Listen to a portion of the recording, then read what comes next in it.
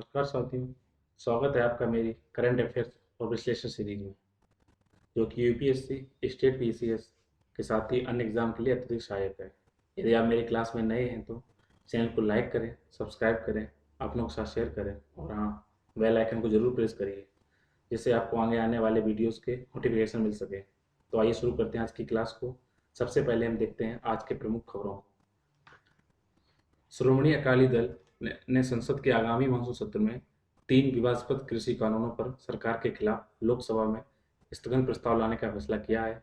इन कृषि कानूनों के कारण श्रोमणी अकाली दल पहले ही एनडीए गठबंधन से अलग हो चुका है। स्थगन प्रस्ताव को स्वीकार किए जाने के लिए इस पर 50 सांसदों के हस्ताक्षर की आवश्यकता होती है। केंद्र सरकार द्वारा कृष्णा और गोदावरी नदी प्रबंधन बोर्डों के क्षेत्राधिकारों संबंधी 2 गैजेट अधिसूचनाएं जारी की गई हैं। इन अधिसूचनाओं में दोनों बोर्डों को गोदावरी और कृष्णा नदियों पर सूचीबद्ध परियोजनाओं के प्रशासन, विनियमन, संचालन और रखरखाव के संदर्भ में आवश्यक अधिकारों और शक्तियां प्रदान की गई हैं। राष्ट्रीय स्वच्छ गंगा मिशन की 36वीं कार्यकारी समिति की बैठक में उत्तराखंड की 6 प्रदूषित नदियों के पुनरुद्धार के लिए नई परियोजनाओं को मंजूरी दी गई है। इन परियोजनाओं में कुमाऊं क्षेत्र में 6 प्रदूषित नदी खंडों को शामिल किया जाएगा। हाल ही में सरकार के छोटे शहरों और महानगरों से जोड़ने के लिए उड़ान योजना के तहत नई उड़ानों की घोषणा की गई है। इन उड़ानों के लिए देश में कम उपयोग किए जाने वाले हवाई अड्डों का उपयोग किया जाता है और इनके माध्यम से देशवासियों को सस्ती उड़ानें प्रदान करने का प्रयास भी किया जाता है। अभी हाल ही में हब्बल स्पेस टेलीस्कोप के एक पेलोड कंप्यूटर में समस्या आ जाने से इसने काम करना बंद कर दिया था, किंतु नासा ने हब्बल वेधशाला यानी कि हब्बल ऑब्जर्वेटरी पर लगे एक बैकअप कंप्यूटर से बदलने में सफलता पा ली है। भारतीय उद्योग परिसंघ द्वारा आत्मनिर्भर भारत नवीकरणीय ऊर्जा उत्पादन हेतु आत्मनिर्भरता विषय पर एक सम्मेलन आयोजित किया गया है। मद्रास उच्च न्यायालय की मदुरई पीठ ने पर्यावरण, वन और जलवायु परिवर्तन मंत्रालय द्वारा जारी एक कार्यालय ज्ञापन के क्रियान्वयन पर अंतरिम रोक लगा दी है। इस ज्ञापन में पर्यावरणीय प्रभाव आकलन अधिसूचना 2006 के तहत पर्यावरणीय मंजूरी के बिना शुरू किए गए परियोजनाओं को पोस्ट फैक्टो क्लियरेंस अर्थात कार्योत्तर मंजूरी देने की एक प्रक्रिया जारी की गई थी। इसके अलावा आज हम बात करेंगे किसान सारथी और उमंग मोबाइल ऐप के बारे में। तो आइए शुरू करते हैं खबरों को थोड़ा विस्तार से। तो सबसे पहले देखते हैं उन समाचारों को जिनका यूपीएससी के सामान्य अध्ययन पेपर 2 से संबंध है। तो सबसे पहले हम देखते हैं स्थगन प्रस्ताव के बारे में, जिसको श्रोमणी अकाली दल द्वारा लाया गया है। तो अगर हम इसका पेपर से लिंक देखें तो भारतीय संविधान, ऐतिहासिक आधार, विकास विशेषताएं, संशोधन, महत्वपूर्ण प्रावधान और बुनियादी संरचना से संबंधित है।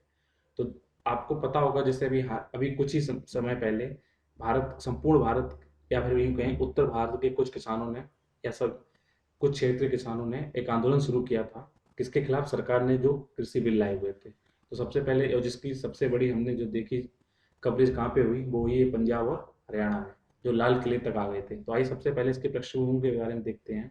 तो हमें पता है पिछले वर्ष संसद द्वारा 3 कृषि कानून पारित किए गए, जिनके नाम इस प्रकार हैं: farmers produce trade and commerce promotion and facilitation act 2020, farmers empowerment and protection agreement of price assurance and farm service act 2020, essential commodity amendment act 2020। इन तीनों कृषि कानूनों का किसान संगठनों द्वारा लगातार विरोध किया जा रहा है। जैसे आपको पता है कि ये किसान अपना धरना प्रदर्शन कर कितने दिनों से जारी किए हुए हैं और किसानों का दिल्ली की सीमाओं पर विरोध प्रदर्शन जारी है। इसमें टिकैत जी भी प्रमुख नेता बन के उभरे हुए हैं। हालांकि केंद्र सरकार और किसानों के बीच कई दौर की वार्ताएं हो चुकी हैं। चूंकि सरकार ने इन अधिनियमों को वापस लेने में सख्ती से इनकार किया है, अतः अभी तक ये गतिरोध बना हुआ है। तो हम देखते हैं किसान अपनी मांगों पर अड़े हैं और सरकार जिसकी तस नहीं हो रही है। तो ये तो था इसका बैकअप। लेकिन हमारे पेपर के लिए क्या जरूरी है वो अब यहाँ से शुरू होता है कि अर्जेंटमेंट मोशन को होता क्या है और क्या इसके मेन फीचर हैं। तो सबसे पहले हम देखते हैं, जैसा कि आपको पता है भारतीय संसद में 2 सदन है, एक है राज्यसभा और दूसरा है लोकसभा। राज्यसभा को ऊपरी सदन और लोकसभा को लोअर सदन के नाम से जाना जाता है। तो हमें ये याद रखना होगा कि जो स्थगन प्रस्ताव है, ये इंपॉर्टेंट क्वेश्चन है कि इसको किस सदन में लाया जा सकता है, क्या दोनों सदनों में लाया जा सकता है? नहीं, तो इसका उत्तर होगा नहीं। इसे केवल लोकसभा में तत्काल सार्वजनिक महत्व के किसी इंपॉर्टेंट मामले पर सदन का ध्यान आकर्षित करने के लिए पेश किया जाता है। तो इसके लिए आपको इस प्रश्न के लिए तैयार रहना होगा कि स्थगन प्रस्ताव को कहाँ लाया जा सकता है, तो केवल लोकसभा में, और किस मैटर्स पे, केवल उन्हीं मैटर्स पे जो पूरे पब्लिक के लिए इम्पोर्टेंट हैं और इसकी सरकार को ध्यान आकर्षित करने की आवश्यकता है। इस प्रस्ताव में सरकार के खिलाफ निंदा के तत्व शामिल होते हैं, इसलिए राज्यसभा को इस उपकरण के उपयोग करने की अनुमति नहीं है, क्योंकि इसमें सीधे सीधे सरकार की निंदा की जाती है, तो इसमें राज्यसभा को इन्वॉल्व नहीं किया जाता है। चूंकि इस प्रस्ताव से सदन के सामान्य कार्य बाधित होते हैं, इसलिए इसे एक असाधारण उपकरण के रूप में माना जाता है। अगर बार बार सदन प्रस्ताव लाया जाएगा तो पार्लियामेंट अपना सही से कार्य नहीं कर पाएगा। इसी को देखते हुए इसका प्रस्ताव ज़्यादा ना आ सकें, उसके लिए कुछ प्रावधान किए गए हैं। तो प्रावधान क्या किए गए हैं कि जब भी स्थगन प्रस्ताव आएगा तो उसको स्वीकार करने की एक ही शर्त है कि उसे कम से कम उस सदस्य 50 सदस्य उस सदन के क्या करें, साइन करके अपना समर्थन दें। और साथ ही साथ इसकी चर्चा जब भी होगी तो उसका टाइम कम से कम 2.5 घंटे तक इसकी चर्चा होनी चाहिए, तब इस प्रस्ताव को लाया जाता है। तो इसकी अगर सीमाएं देखें तो इसमें सीमाएं क्या हैं, अगर प्रस्ताव आप लाते हैं तो किन किन बातों का ध्यान रखना होगा, कौन से प्रस्ताव आप नहीं उठा सकते हैं। तो इसके तहत आपको जिसमें केवल निश्चित फैक्ट होना, अत्यावश्यक हो और पब्लिक महत्व के हों, उन्हीं मामलों को उठाया जा सकता है। इसके अलावा अन्य मामलों को नहीं। साथ ही प्रस्ताव में एक से अधिक मामलों को शामिल नहीं किया जा सकता, यानी कि आप ऐसा नहीं कर सकते हैं कि एक बार में 4 मामले उठा दें, केवल आप एक मामले की बात कर सकते हैं। इसके साथ ही साथ अगर हाल ही में घटी किसी विशेष घटना से संबंधित संबंध नहीं है, तब भी आप प्रस्ताव नहीं ला सकते हैं। विषय का संबंध विशेषाधिकारों के मामले में नहीं होना चाहिए, यानी जो विशेषाधिकार जिसको मिले हुए हैं उनके खिलाफ आप स्थगन प्रस्ताव नहीं ला सकते हैं कि इनके खिलाफ ये क्यों है, ऐसा क्यों है। इसके अलावा सदन के इसी सत्र में चर्चा किए जा चुके विषय को स्थगन प्रस्ताव के तहत फिर से नहीं उठाया जा सकता। जैसे आपको पता है कि सदन के 3 सत्र होते हैं, तो आपको क्या है, अगर सदन के किसी एक खास सत्र में उसकी बात हो चुकी है तो आप दोबारा उसी सत्र में नहीं ला सकते हैं। इसके अलावा अगर न्यायालय में वो कोई बात चल रही है उसके बारे में, तब भी आप सदन में प्रस्ताव नहीं ला सकते हैं। साथ ही साथ अगर आप सदन में प्रस्ताव में ऐसा प्रश्न नहीं उठाना चाहिए जिससे किसी अन्य बिल प्रस्ताव में उठाया जा चुका है, यानी अगर दूसरे मोशन में बात आ चुकी है तो आप इसमें नहीं ला सकते। तो इस तरह इसकी सीमाएं भी आरोपित की गई। अगली खबर है कृष्णा व गोदावरी नदी प्रबंधन बोर्डों का क्षेत्राधिकार। तो देखते हैं कि पृष्ठभूमि क्या है। जैसा कि आपको पता है कि 2014 में आंध्र प्रदेश को दोबारा से उनका गठन किया गया और आंध्र प्रदेश से एक राज्य तेलंगाना को निकालकर आंध्र प्रदेश के 2 भाग किए गए, जिसमें एक राज्य का नाम तेलंगाना है और दूसरे राज्य का नाम आंध्र प्रदेश है। तो उसी के तहत आंध्र प्रदेश पुनर्गठन अधिनियम 2014 में गोदावरी और कृष्णा नदी प्रबंधन बोर्डों का भी गठन किया गया और इन बोर्डों की निगरानी करने के लिए जो शीर्ष परिषद के गठन का भी प्रावधान किया गया था। इस अधिनियम के प्रावधानों के तहत केंद्र सरकार द्वारा 2 नदी प्रबंधन बोर्डों का गठन किया गया। तो आइए पहले देखते हैं कि अगर साउथ की नदियां देखें तो आप देखिए, ये है आपका अरब सागर और ये है आपकी बंगाल की खाड़ी। तो अरब सागर में अगर नदियां, प्रायद्वीपीय नदियां कौन सी गिरती हैं, तो 2 जो प्रमुख हैं वो है नर्मदा और दूसरी कौन सी है, ताप्ती। ये आपकी ताप्ती है, ये भाई नर्मदा। लेकिन जो ये बंगाल की खाड़ी में गिरने वाली प्रमुख नदियां हैं उनमें आप देखते हैं गोदावरी है, कृष्णा है और कावेरी है, बाकी इनकी प्रमुख सहायक नदियां हैं। तो हम देखते हैं गोदावरी का उद्गम कहाँ से होता है, महाराष्ट्र से होता है। कृष्णा का भी महाराष्ट्र से होता है। और कावेरी कहाँ से आती है, कर्नाटक से। गोदावरी पहले महाराष्ट्र में रहती है, फिर जाती है तेलंगाना, आंध्र प्रदेश और होती हुई कहाँ चली जाती है, बंगाल की खाड़ी में। इसी तरह कृष्णा भी कहाँ से निकलती है, महाराष्ट्र से, महाराष्ट्र से कर्नाटक, कर्नाटक तेलंगाना, आंध्रा से होती हुई फिर कहाँ जाती है, बंगाल की खाड़ी में। तो आइए बात करते हैं सबसे पहले कि नदी जल विवादों का क्या संबंध। सबसे पहले देखते हैं अंतर्राज्यीय नदी जल विवाद। तो संविधान में अगर इसके प्रावधान की बात की जाए तो संविधान के अनुच्छेद 262 में इंटर स्टेट वाटर डिस्प्यूट के न्याय निर्णय का प्रावधान किया गया है। इसके तहत संसद कानून द्वारा किसी भी अंतर्राज्यीय नदी या नदी घाटी के जल उपयोग, उसके वितरण, उसके नियंत्रण के संबंध में किसी भी विवाद या शिकायत को स्थगित करने का प्रावधान कर सकती है। साथ ही तो इसमें किसको अधिकार दिया गया है, संसद को ये अधिकार दिया गया है उनके बारे में क्या निर्णय दे, क्या रोक लगाए। इसके अलावा संसद कोई भी लॉ बनाकर प्रावधान कर सकती है कि हाई कोर्ट या कोई अन्य न्यायालय ऐसे किसी विवाद या परिवाद के संबंध में अधिकार का उपयोग नहीं करेगा। यानी कि अगर कोई विवाद होता है तो कौन सा हाई कोर्ट या सुप्रीम कोर्ट से अपने अथॉरिटी को नहीं दिखाएगा। तो आइए देखते हैं जल विवादों के निपटारा है, तो इसी को देखते हुए संसद ने कुछ कानून बनाए हैं। उसमें 2 प्रमुख कानून क्या है, पहला कानून है रिवर बोर्ड एक्ट और दूसरा है inter state water dispute act. ये दोनों ही 1956 में बनाए गए हैं। तो सबसे पहले देखते हैं रिवर बोर्ड्स एक्ट के बारे में क्या है। इसमें क्या है, इसमें ऐसी नदियां जो 2 या 2 से अधिक राज्यों से निकलती हैं या घाटियों के नियमन में और गुजरती हैं, तो उनके नियमन और विकास के लिए केंद्र सरकार द्वारा नदी बोर्डों के गठन का प्रावधान किया गया है। इसके तहत संबंधित राज्य सरकारों से अनुरोध पर उन्हें सलाह देने के लिए एक नदी बोर्ड का गठन किया जाता है कि अगर दो राज्य हैं या दो से अधिक राज्य हैं और उनको लगता है कि उन्हें किसी को पानी कम मिल रहा है, किसी को ज़्यादा मिल रहा है, तो अगर वो रिक्वेस्ट करते हैं संसद से, तो उनके लिए एक एडवाइजरी बोर्ड का गठन किया जाता है। दूसरा है inter state water dispute act. इसके अंतर्गत क्या होता है, अगर फिर वही नदी दो राज्यों या दो से अधिक राज्यों से गुजरती है या नदी घाटी के जल संबंध में दो राज्यों के बीच में डिस्प्यूट हो जाती है, तीन राज्यों के बीच में डिस्प्यूट हो जाती है, तो इसके लिए क्या किया गया है, केंद्र सरकार को एक एडहॉक ट्रिब्यूनल स्थापित करने का अधिकार दिया गया है कि अलग ट्रिब्यूनल बनाए और उनके लिए निर्णय दिया जाए। इसी तो जो ट्रिब्यूनल बनाया जाता है, तो इसका जो भी डिसीजन आता है वो क्या होता है, वो अंतिम होता है और उस पर जो भी पक्षकार हैं, जो भी स्टेट इसमें शामिल हैं, उनके ऊपर बाध्यकारी होता है। तो ये इंपॉर्टेंट क्वेश्चन है आपके लिए कि जो ट्रिब्यूनल द्वारा निर्णय दिए जाते हैं वो क्या सलाह के आधार पर क्या मानना ना मानना राज्यों के अपने विवेक पर निर्भर करता है, तो ऐसा बिल्कुल नहीं है। अगर इन्होंने जो निर्णय दिया है वो पक्षकारों पे क्या होता है, बाध्यकारी होता है, वो मानने के लिए बाध्य होते हैं। इस अधिनियम के तहत जल विवाद से संबंधित कोई मामला ऐसे ट्रिब्यूनल में भेजे जाने के बाद उस मामले पर सर्वोच्च न्यायालय या किसी अन्य न्यायालय का अधिकार क्षेत्र नहीं रह जाता है। और अगर लड़ाई होती है और कोई ट्रिब्यूनल बना और ट्रिब्यूनल में कोई मामला गया, उसके बाद हाई कोर्ट और सुप्रीम कोर्ट का कार्य खत्म हो जाता है, वो इस पर बात नहीं कर सकते। तो आइए देखते हैं अगली खबर, राष्ट्रीय स्वच्छ गंगा मिशन। तो सबसे पहले देखते हैं राष्ट्रीय स्वच्छ गंगा मिशन के बारे में। क्लीन गंगा प्रोजेक्ट एवोल्यूशन को अगर हम देखते हैं तो इसे 1986 में स्टार्ट किया गया, फिर इसको 1993 में सेकेंड इसको दोबारा चलाया गया, 2009 में तीसरी बार किया गया, 2014 में चौथी बार किया गया और 2016 में पांचवी बार। तो हम इस तरह देखते हैं कि कोई नई बात नहीं है। तो आइए देखते हैं इसमें हुआ क्या क्या था। अगर इसको हम पहले पास्ट को देखते हैं, the Congress government launched the first phase of Ganga Action Plan along selected stretches of 25 cities in UP, Bihar and West Bengal. अर्थात उस 1986 में देश में कांग्रेस की सरकार थी और उसी ने गंगा को साफ करने के लिए गंगा एक्शन प्लान की शुरुआत की। तो इस तरह हम देखते हैं लगभग पिछले 30 सालों से कोशिश की जा रही है कि गंगा को साफ किया जा सके, और स्थिति क्या है वो आप सभी से छुपी हुई नहीं है। तो हम देखते हैं किसी की गवर्नमेंट आए, सरकार आए, तो उन्होंने क्या क्या किया है। तो गंगा एक्शन प्लान को जब 1986 में पहली बार चलाया गया था, तो उसके अंतर्गत बिहार, यूपी और वेस्ट बंगाल के 25 शहरों को शामिल किया गया था। 1993 में इसकी कुछ सहायक नदियों दामोदर, गोमती और महानदी को भी शामिल करते हुए इसका second phase Ganga action plan का चालू किया गया।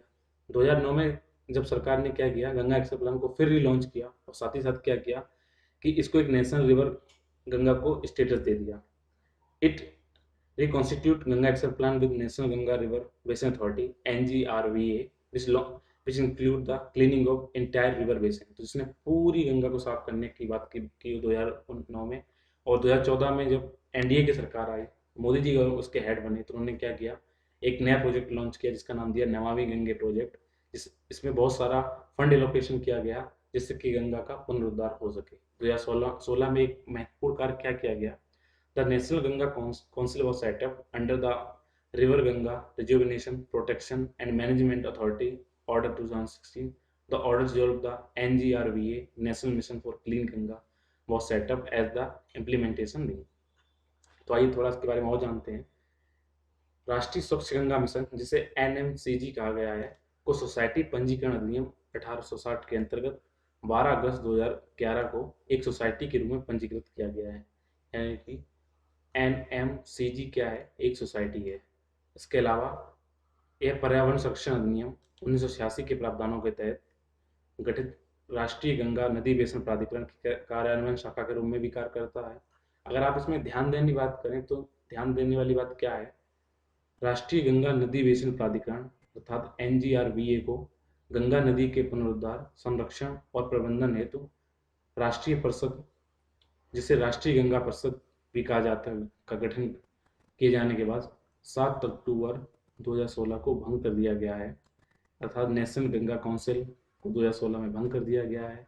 National council of reservation protection and management of river Ganga, जिसका दूसरा नाम है, इसको भंग किया जा चुका है। तो आइए देखते हैं अब उन खबरों को जिसका संबंध UPSC के सामान्य अध्ययन पेपर 3 से है। तो इसमें सबसे पहले देखते हैं उड़ान योजना, जो कि बुनियादी ढांचा, ऊर्जा, बंदरगाह, सड़क, विमानपत्तन, रेलवे आदि से संबंधित है। इसकी पृष्ठभूमि देखते हैं तो जैसा कि आपको पता है, अगर उड़ान की फुल फॉर्म आती है तो उड़ान की फुल फॉर्म क्या है? उड़े देश का आम नागरिक। ये है क्या? एक क्षेत्रीय संपर्क योजना है जिसके तहत 100 कम उपयोग किए जाने वाले हवाई अड्डों का संचालन और कम से कम 1000 हवाई मार्गों को शुरू करने की योजना पर कार्य किया जा रहा है, जिससे कि ऐसे लोग जहाँ पर कनेक्टिविटी कम है उसकी कनेक्टिविटी बढ़ाया जा सके और लोग उसका फायदा उठा सकें। अगर हम इस उड़ान योजना के बारे में देखें तो इस योजना का उद्देश्य देश के सबसे अंतिम छोर पे या फिर देखें जो रीजनल एरियाज हैं उनमें क्या करना है, उनकी कनेक्टिविटी को बढ़ाना है और जो उनकी हवाई यात्रा है वो उनके अफोर्डेबल प्राइस तक लाना है। इस योजना को प्रधानमंत्री नरेंद्र मोदी के नेतृत्व में केंद्र की राष्ट्रीय नागरिक उड्डयन नीति का एक प्रमुख घटक माना गया है और इसे 2016 में लॉन्च किया गया है। तो आपसे प्रश्न ये आता है कि उड़ान का फुल फॉर्म बताएं, वो मैंने आपको बता दिया, उड़े देश का आम नागरिक। और इसको कब लॉन्च किया गया है? इसको किया गया है 2016। इस योजना के तहत उड़ान की फ्लाइट्स में लगभग आधी सीटें सस्ती किराए दर पे दी जाती हैं और इसमें जो कैरियर्स भाग लेते हैं उनको एक निश्चित राशि क्या की जाती है, वायबिलिटी गैप फंडिंग के द्वारा प्रदान कर दी जाती है। जो कि क्या होता है, जो भी इन्हें सस्ती दरें प्रदान की जाती हैं उसकी फंडिंग कौन करता है? तो सेंटर और स्टेट दोनों मिलकर करते हैं। इस योजना को केंद्र सरकार और राज्य सरकारों द्वारा संयुक्त रूप से वित्त पोषित यानी फाइनेंशियल इसकी हेल्प की जाती है। साथ ही साथ इस योजना को 10 साल तक जारी रहेगी, वैसे आगे भी बढ़ाया जाएगा। तो शुरुआत में 2016 में इसका आंकड़ा रखा है, 2026 में, उसके बाद और आगे बढ़ाया जाएगा। तो अभी हाल ही में एक नई इसी की सब योजना लागू की गई है जिसका नाम है उड़ान 4.0। तो उड़ान के चौथे दौर को दिसंबर 2019 में पूर्वोत्तर क्षेत्रों अर्थात पहाड़ी राज्यों और द्वीपों पर विशेष ध्यान देने हेतु शुरू किया गया है। अगर आपसे प्रश्न ये आता है उड़ान 4.0 को किसके लिए शुरू किया गया है, तो उड़ान 4.0 को जो नॉर्थ ईस्ट के स्टेट्स हैं या फिर आइलैंड स्टेट्स हैं उनकी कनेक्टिविटी या माउंटेन एरियाज, हिली एरियाज के जो स्टेट्स हैं उनको कनेक्ट करने के लिए किया गया है। तो नॉर्थ ईस्ट में अगर आप देखें, ये भारत का नक्शा है, ये आपका नॉर्थ है, ये साउथ है, ये ईस्ट है, ये वेस्ट है और इस वाले राज्यों को बोलते हैं नॉर्थ ईस्ट राज्य। इन नॉर्थ ईस्ट राज्यों में कौन कौन से, अगर यहाँ पे देखें शुरुआत से, तो ये पश्चिम बंगाल, ये सिक्किम, उसके बाद आता है असम, अरुणाचल प्रदेश, त्रिपुरा, मेघालय, मणिपुर, मिजोरम। तो आइए अब देखते हैं उड़ान 4.0 के और आगे बारे में। उड़ान 4.0 क्या है? एविएशन अथॉरिटी ऑफ इंडिया अर्थात भारतीय हवाई अड्डा प्राधिकरण द्वारा पहले से ही विकसित किए गए हवाई अड्डों को इस योजना के तहत वायबिलिटी गैप फंडिंग के लिए उच्च प्राथमिकता दी गई है, यानी जो पहले से ही हवाई अड्डे बना दिए गए हैं वो उनको यूज कर सकते हैं। साथ ही साथ क्या है, उड़ान 4.0 के तहत हेलीकॉप्टर और सी प्लेन के संचालन को भी शामिल किया गया है। इसमें न केवल एरोप्लेन उड़ाए जाएंगे बल्कि हेलीकॉप्टर और सी प्लेन का भी यूज किया जाएगा। तो आइए अब बात करते हैं हब्बल टेलीस्कोप की। अगर इसको हम देखें तो इसका लिंक है सूचना प्रौद्योगिकी, अंतरिक्ष, computer, robotics, nano technology, bio technology, intellectual property right से संबंधित विषयों की उनकी जागरूकता के बारे में। तो इसकी पृष्ठभूमि देखते हैं तो हब्बल टेलीस्कोप की अगर बैकअप पीछे की बात देखते हैं तो क्या हुआ है। 13 जून 1980 को दशक में एक पेलोड कंप्यूटर खराबी आने के बाद हब्बल टेलीस्कोप ने काम करना बंद कर दिया था। इस कंप्यूटर की मदद से टेलीस्कोप में विज्ञान से जुड़े उपकरणों को नियंत्रित किया जाता था। तो अगर हब्बल टेलीस्कोप बेसिकली है क्या, एक दूरबीन है जिसको अंतरिक्ष में लगाया गया है और जिसको नासा के द्वारा और यूरोपीय संघ के द्वारा निर्मित किया गया। तो आइए देखते हैं इसके बारे में। तो हब्बल टेलीस्कोप अंतरिक्ष में स्थापित एक विशाल दूरबीन है जिसे नासा ने 1990 में लॉन्च किया था। तो जिस तरह हम अपने जमीन पर बैठ के कभी हिल स्टेशन पे जाते हैं, किसी दूर की चीज़ को देखना होता है तो टेलीस्कोप का यूज करते हैं, उसी प्रकार अगर हम स्पेस में जाएं और स्पेस की दूर स्थित चीज़ों को देखना चाहें तो वहाँ पे जिस दूरबीन का उपयोग किया जाता है उसको क्या बोलते हैं? टेलीस्कोप बोला जाता है। उसमें हाई रेजोल्यूशन लेंस लगे हुए होते हैं।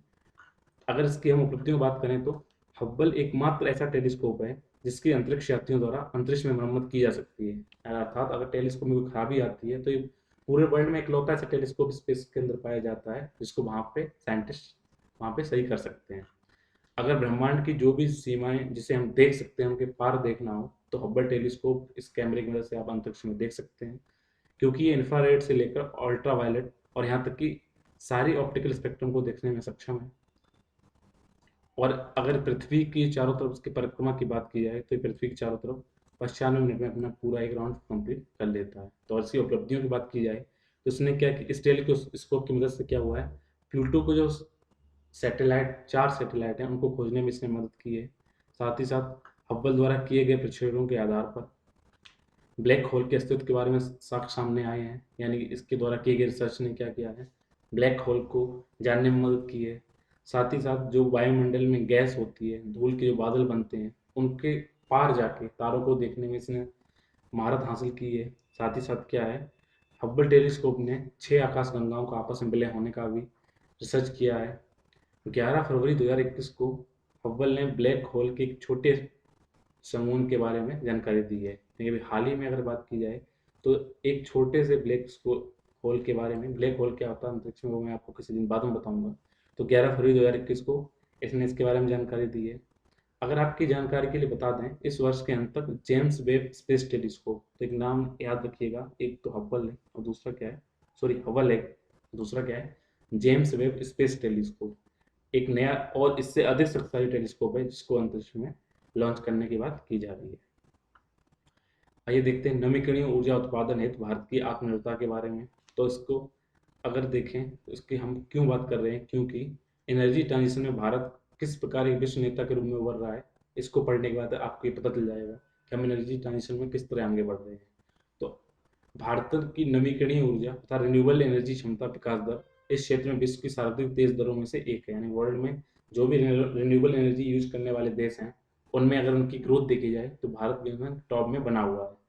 भारत द्वारा पेरिस में आयोजित COP21 में ये संकल्प लिया गया था कि 2030 तक ये अपने जो इलेक्ट्रिक पावर जनरेशन करता है उसमें उसकी क्षमता का 40% उत्पादन गैर जीवाश्म ईंधन स्रोतों से करेगा। जैसा आपको पता है कि अभी जो इलेक्ट्रिसिटी बनाई जा रही है उसमें हम क्या करते हैं, कोयले से पानी को गर्म करते हैं, पानी से टरबाइन उसकी भाप स्टीम लेके उसको टरबाइन चलाते हैं और हम लाइट को जनरेट करते हैं। लेकिन भारत ने बोला है कि हम उसकी 40% जो टोटल अगर हम 100 यूनिट जनरेशन करेंगे तो उसमें 40 यूनिट का प्रोडक्शन किससे करेंगे, वो करेंगे रिन्यूएबल एनर्जी के द्वारा। साथ ही साथ आपको पता होगा कि भारत ने 2022 तक, ये वर्ष याद रखना, 2022 तक भारत ने क्या किया था, 175 गीगावाट रिन्यूएबल एनर्जी का प्रोडक्शन करने की क्षमता हासिल करने का वादा किया था। तो अभी अब इसने टारगेट चेंज कर दिया है। तो अब इस बात को ध्यान रखिए कि भारत ने वर्ष 2030 तक 450 गीगावाट रिन्यूएबल एनर्जी क्षमता हासिल करने का लक्ष्य रखा है। तो आपसे प्रश्न बन सकता है कि 172 गीगावाट तक का लक्ष्य किस वर्ष तक रखा गया है, तो उसका आंसर होगा 2022। और 450 गीगावाट की अगर बात की जाए तो इसका आंसर होगा 2030।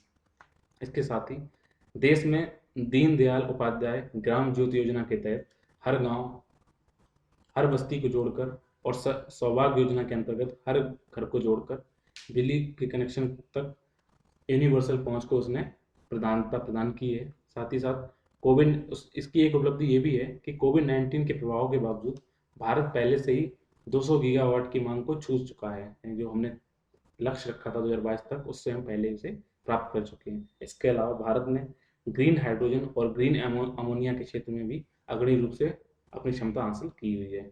तो आइए देखते हैं दो प्रमुख योजनाओं की जो इस टाइम काफ़ी महत्वपूर्ण है। एक है दीनदयाल उपाध्याय ग्राम ज्योति योजना और दूसरी है सौभाग्य योजना।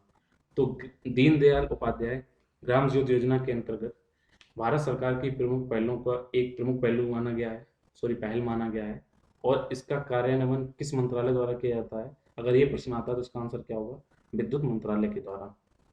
साथ ही साथ इसने क्या कार्य किया है, इसने ग्रामीण क्षेत्रों में ग्रामीण विद्युतीय यानी गांव में जो भी लाइट गई है उस इलेक्ट्रिफिकेशन को करने, उसके बेसिक इंफ्रास्ट्रक्चर को बनाने के लिए जो तत्कालीन राजीव गांधी ग्रामीण विद्युत योजना बनाई गई थी उसको इसमें शामिल कर दिया गया है। अगर इसके उद्देश्य की बात करें तो इसने इसको क्या उद्देश्य क्या है, ये हर घर में हर गांव में क्या करता है, लाइट पहुंचाने के लिए बनाया गया है।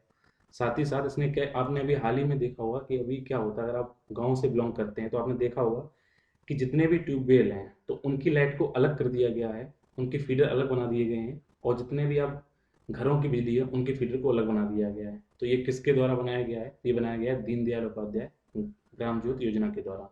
इसके अलावा आपूर्ति की गुणवत्ता और उसके विश्वास में सुधार हेतु उसके सब ट्रांजिशन और डिस्ट्रीब्यूशन की आधारभूत संरचना का शुद्धिकरण और उसका आवर्धन किया गया है। आपने देखा होगा जो भी लाइट के तार हैं उनको या फिर तो मरम्मत की जा रही है, या उनको अब क्या किया जा रहा है, वही रोड निकाला जा रहा है, उनकी मरम्मत कर दी गई है जिससे कि उसको सही से अच्छी क्वालिटी की और अच्छे टाइम तक आपको लाइट मिल सके। साथ ही साथ जो घाटे हो रहे थे सरकार को, उसको कम करने के लिए क्या गया है, अब मीटर लगाने का कार्य किया जा रहा है, अब लगातार मीटर लगाए जा रहे हैं। अगर हम ये देखें किस नोडल एजेंसी द्वारा इसको हेड किया जा रहा है, कौन इसको डायरेक्शन दे रहा है, वो है रूरल इलेक्ट्रिफिकेशन कॉर्पोरेशन लिमिटेड, अर्थात ग्रामीण विद्युतीकरण निगम लिमिटेड। तो इसके अलावा हम बात करते हैं सौभाग्य योजना की।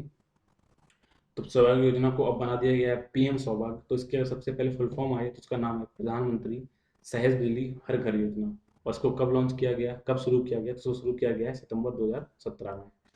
इसका उद्देश्य क्या था, इसका उद्देश्य ये था कि 2017 में से शुरू किया गया और सरकार ने अति उत्साह में क्या बोला कि इसको दिसंबर 2018 तक सभी घरों में बिजली पहुंचाना है। लेकिन बाद में क्या किया गया, इसके लक्ष्य को आगे बढ़ाकर 31 मार्च 2019 कर दिया गया था। लेकिन अब केंद्र सरकार ने क्या बोला है, सभी इच्छुक घरों को बिजली कनेक्शन दिए जा चुकने संबंधी घोषणा कर दी गई है। जिसको भी इच्छा है वो बिजली कनेक्शन ले सकता है। तो अगर आपको अपने घर का कनेक्शन चाहिए तो उसमें एक योजना का आप लाभ उठा सकते हैं, इसका नाम है सौभाग्य योजना। आज की हमारी अगली खबर है पर्यावरण मंत्रालय के ज्ञापन पर रोक, जिसका विषय से संबंध है संरक्षण, पर्यावरण प्रदूषण, क्षरण, पर्यावरण प्रभाव का आकलन। तो आइए देखते हैं इस पर ये मेन प्रकरण है क्या। तो इन्वायरमेंट इम्पैक्ट असेसमेंट 2006 के तहत परियोजना के लिए पूर्व पर्यावरणीय मंजूरी लेना अनिवार्य किया गया है। इसमें इसके तहत कार्य हो जाने के बाद मंजूरी लेने का कोई प्रावधान नहीं किया गया। यानी कि अगर आप ऐसा नहीं कि आप कोई कार्य करने जा रहे हैं उसके बाद में जाए मंजूरी लेने के लिए कि हाँ हमें इन्वायरमेंट क्लियरेंस दे दो, नहीं, पहले आप इन्वायरमेंट क्लियरेंस लो तब आपको कोई प्रोजेक्ट चालू करेंगे। इसी के लिए क्या किया गया है, पर्यावरण मंत्रालय के ज्ञापन पर रोक लगा दी गई है। तो इसमें क्या है, पर्यावरण मंत्रालय के ज्ञापन में क्या था, इस कानून का उल्लंघन करने वालों को पिछले दरवाजे से अनुमति प्रदान की जा सकती थी। साथ ही साथ इस ज्ञापन के माध्यम से इन्वायरमेंट इम्पैक्ट असेसमेंट अधिसूचना का उल्लंघन करने वाले मंजूरी प्राप्त कर सकते हैं और उल्लंघनों को कानूनी बना सकते हैं। तो आप देख सकते हैं, एक तो आप बैकडोर से परमिशन ले सकते हैं, साथ ही साथ अगर आपने उसमें कुछ फॉल्ट कर भी दिया है तब भी आप इसको रोक सकते हैं। इसके अलावा पर्यावरणीय न्याय के लिए कार्योत्तर मंजूरी का भी प्रावधान भी प्रतिकूल है, क्योंकि इसमें ये भी बात बोली गई कि आप कार्य कर लीजिए, पहले आप क्या करिए प्रोजेक्ट चालू कर लीजिए, बाद में क्या क्लियरेंस दे दीजिए। यानी भैया आप पहले क्लास कर ले जाइए और बाद में आके क्या करिएगा, आप अपने यहाँ पे फीस जमा कर दीजिएगा। तो ये भी पता नहीं स्टूडेंट रहे कि आगे निकल जाए। साथ ही साथ ये नैसर्गिक न्याय यानी नेचुरल जस्टिस सिद्धांतों और पर्यावरणीय निर्णय लेने में लोगों की भागीदारी के अधिकार के भी विरुद्ध है। इसके अलावा यह पर्यावरण संरक्षण अधिनियम 1986 का भी उल्लंघन करता है। तो आइए देखते हैं कि इन्वायरमेंट इम्पैक्ट असेसमेंट आखिर होता क्या है। Environment impact assessment sustainable development के लिए प्राकृतिक संसाधनों के मैक्सिमम यूटिलाइजेशन को सुनिश्चित करने के लिए एक महत्वपूर्ण क्या है, एक उपकरण है। इसका उद्देश्य प्रस्तावित परियोजनाओं के पर्यावरण पर पड़ने वाले संभावित प्रभाव की पहचान करना, उनकी जांच करना, उनका आकलन करना, उनका मूल्यांकन करना। यानी अगर देश में कोई प्रोजेक्ट चलाया जा रहा है, कोई डैम बनाया जा रहा है या कोई इंडस्ट्री लगाई जा रही है, उसके होने से एनवायरनमेंट पर कितना प्रभाव पड़ेगा, उसकी जांच ये करता है। साथ ही साथ क्या करता है, वो बताता है, टारगेट मतलब ये बता सकता है कि इसके ये प्रभाव पड़ेगा। भारत में इसको पहली बार 1994 में 1994 में पर्यावरण संरक्षण अधिनियम 1986 के तहत अधिसूचित किया गया है। इसके तहत प्राकृतिक संसाधनों तक पहुंच, उपयोग और प्रदूषक गतिविधियों को विनियमित करने के लिए एक कानूनी ढांचा स्थापित किया गया है। उस समय में पूर्व पर्यावरणीय मंजूरी प्राप्त करने के लिए हर विकास परियोजना को EIA प्रक्रिया से गुजरना पड़ता था। EIA के मतलब इन्वायरमेंट इम्पैक्ट असेसमेंट। इसके अलावा EIA अधिसूचना 1994 को वर्ष 2006 में संशोधित करके एक नया पर्यावरणीय प्रभाव आकलन मसौदा जारी किया गया। अगर आपके ज्ञान के लिए हम बता दें, एक कन्वेक्शन है ISPO, ESPOO, जिसको EIA से संबंधित है। इसमें क्या होता है, इसमें किसी परियोजना के प्रारंभिक चरण में कुछ एक्टिविटीज के पर्यावरणीय प्रभाव का आकलन करने के लिए पक्षकारों के दायित्वों को निर्धारित किया जाता है। तो आइए अब देखते हैं कुछ अन्य खबरें, जिसमें पहली किसान सारथी है। हाल ही में किसानों को उनकी रिक्वायर्ड लैंग्वेज में सही समय पर सही जानकारी प्राप्त करने की सुविधा के लिए डिजिटल प्लेटफॉर्म किसान सारथी ऐप को लॉन्च किया गया है। अर्थात किसान अपनी क्षेत्रीय भाषा में आप उसमें ले सकता है जानकारियाँ। तो इसको आप लोगों में देख सकते हैं। ये डिजिटल प्लेटफॉर्म है किसान सारथी ऐप, इसको किस लिए लॉन्च किया गया है, facilitate farmers to get right information at right time in their desired language. अर्थात सही सूचना को सही वक्त में प्राप्त करना, वो भी कैसे, अपनी भाषा में। इस डिजिटल प्लेटफॉर्म के माध्यम से किसान सीधे वैज्ञानिकों से कृषि और उससे संबंधित जितने फील्ड हैं उनमें पर्सनली सलाह ले सकते हैं, जानकारी ले सकते हैं अपने फसल के बारे में, अपने फसल मिट्टी के बारे में, क्या करना चाहिए, कौन सी खाद डालें, कौन से कीटनाशक डालें, उन सब के बारे में जानकारी ले सकता है। आइए बात करते हैं उमंग ऐप की। तो सबसे पहले देखते हैं उमंग ऐप की फुल फॉर्म, अर्थात UMANG की फुल फॉर्म, जिसकी फुल फॉर्म है unified mobile application for new age governance. तो आप ये देख सकते हैं, ये उमंग ऐप का लोगो है और इसमें क्या क्या मोदी जी इसमें है, क्योंकि ये देश के प्रधानमंत्री उन्होंने लॉन्च किया है, ये भारत सरकार की योजना है। तो इसमें क्या क्या, तो इसके बारे में देखते हैं।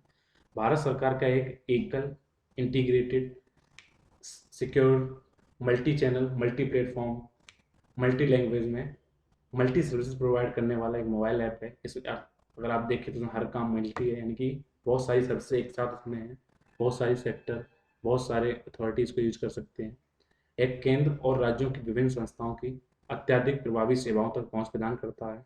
अगर इसके लॉन्च की बात की जाए तो उमंग ऐप को कब लॉन्च किया गया, तो उमंग ऐप को 2017 में लॉन्च किया गया है।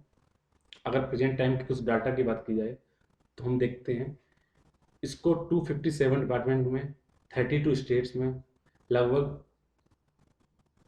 1251 सेवाएं प्रदान करने के लिए यूज किया जा रहा है। साथ ही साथ 20,280 उपयोगिता बिल भुगतान सेवाएं और अन्य सेवाएं अब इसमें इसके आने वाली हैं। तो आइए देखते हैं आज की आखिरी खबर को।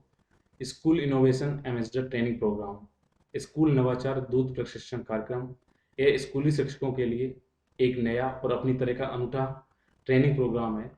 इस कार्यक्रम का उद्देश्य 50,000 स्कूल टीचर्स को innovative entrepreneurship, IPR, design thinking, production, development, विचार सृजन आदि के बारे में ट्रेनिंग प्रदान करना है।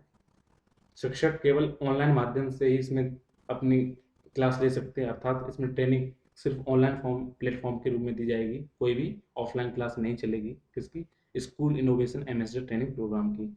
अगर हम इसकी बात करें तो इसको किसके द्वारा डिजाइन किया गया है, इसको शिक्षा मंत्रालय और AICTI के इनोवेशन सेल द्वारा डिजाइन किया गया है।